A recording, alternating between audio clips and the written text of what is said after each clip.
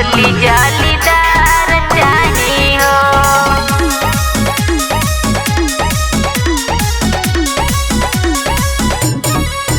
चोली जालीदार चाही हो। होलिया में लालू तेजस्वी कैले ऐसन काम हो। खोल दिहल पटना में चोली के दुकान हो। सुन भतर तू कर टराई, होली में कद जवानी फराई। बोल हई रे हा।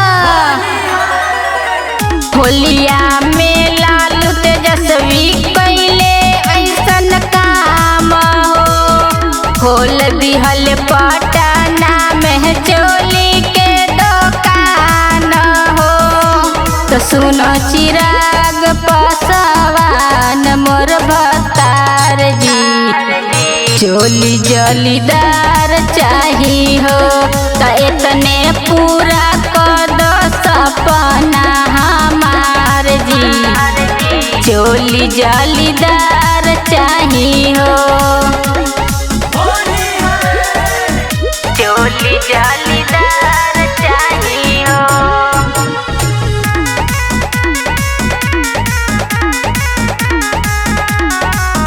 चोली जालीदार चाही हो। रबड़ वाला चोली ओकर रंग होके लाल हो। नीतीश लगई है हमरा ढोड़ी पर गुलाल हो। कहीं बा धूप कहीं भइल बा छाव, होली में मोदी से लागल लगाव। बोल हई रे हा।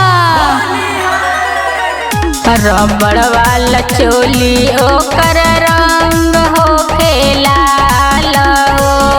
नीतीश लगई है हमरा ढोड़ी पर गुलाल हो। तो अपना आदत में कर तू सुधार जी, चोली जालीदार चाही हो। तो सुनो चिराग पासवान मोर भतार जी, चोली जालीदार चाही हो। चोली जालीदार चाही हो।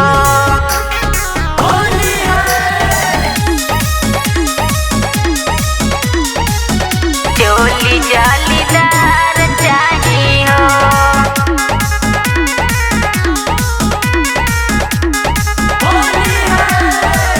राइटर नरेंद्र हमर पूरा कद जीद हो।